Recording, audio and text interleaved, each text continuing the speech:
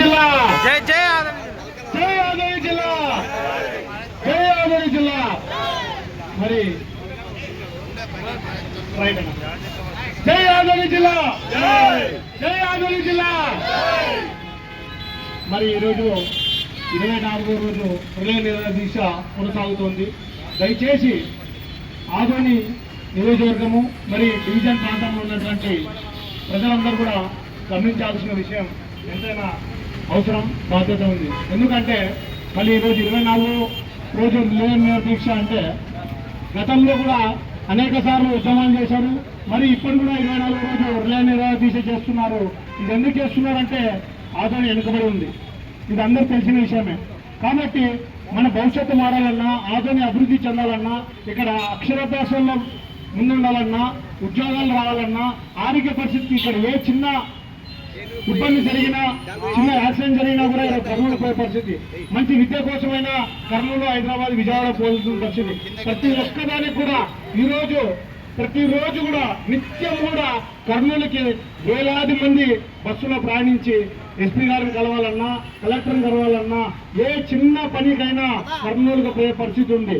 కాబట్టి మనము జిల్లా సాధించుకున్నట్లయితే ఇక్కడే దాదాపుగా 150 పైచిలకు అధికారులు అందరూ కూడా ఇక్కడే డివిజన్ హెడ్ క్వార్టర్లో వస్తాయి, ఇక్కడే ఎస్పీ వస్తారు, కలెక్టర్ వస్తాయి, మనకి నీటి శాఖ పరిధించినటువంటి వస్తాయి. అలాగే డెవలప్మెంట్ కేంద్ర ప్రభుత్వం కూడా జిల్లా హెడ్ క్వార్టర్ ఉన్నట్లయితే కేంద్ర నిధులు వస్తాయి, రాష్ట్ర నిధులు వస్తాయి. మన పిల్లల భవిష్యత్తు మారాలంటే ఖచ్చితంగా ఆదోని జిల్లా సాధించుకునేంత వరకు కూడా ఈరోజు ఎవరు కూడా వాళ్ళ ఇంటి కోసం కూర్చోలేదు, ఇక్కడ పార్టీల కోసం కూర్చోలేదు, సంఘాల కోసం కూర్చోలేదు, కేవలం ఆదోని అభివృద్ధి కోసం, ఆదోని జిల్లా సాధించుకోవాలనే ఉద్దేశంతో కూర్చున్నారు. కాబట్టి ప్రతి ఒక్కరు కూడా ఆదోని జిల్లా, ఆదోని వాసులైతేనేమి, అలాగే డివిజన్ ప్రాంతంలో కూడా ప్రతి ఒక్కరు మంత్రాలయం అయితేనేమి, ఆలూరు అయితేనేమి, పత్తికొండ అయితేనేమి, ఎమ్మెల్యూరు అయితేనేమి, ప్రతి ఒక్క నియోజకవర్గాలు కూడా వారి వారి స్థాయిలో ఉద్యమించాలి.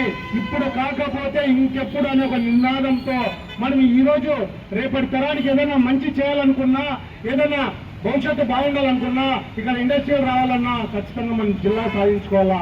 జిల్లా కోసం పార్టీలు ఖచ్చితంగా పార్టీల పక్కన పెట్టాలి, సంఘాలన్నీ పక్కన పెట్టి అందరు కూడా ఏకతాటికి ఖచ్చితంగా మనం డిమాండ్ చేసినట్లయితే అందరిలో ఒక డౌట్ ఉంది, ఏమంటే అసలు జిల్లా అవుతుందా, జిల్లా అవుతుందా, డౌట్ పడాల్సిన అవసరం లేదన్నా. ఖచ్చితంగా ఎవరి స్థాయిలో వాళ్ళు ఉద్యమించాలి. మొన్న కూడా మన ఆదివారం రౌండ్ టేబుల్ సమావేశంలో నేను ఒకటి తెలియజేస్తాను, మరి ఇక్కడ ఇరవై నిరాదీక్షలో మరొకసారి తెలియజేస్తాను.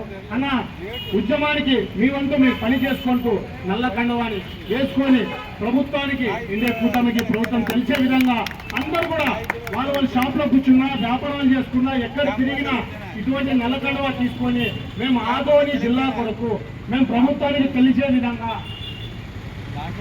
విధంగా ప్రతి ఒక్కరు కూడా ఆదోని వాసులైతేనేమి, ఆ డివిజన్ ప్రాంతంలో కూడా ప్రతి ఒక్కరు కూడా ఇలాంటి నల్ల కండువా వేసుకొని మాకి ఆదోని జిల్లా చేయాల్సిందే.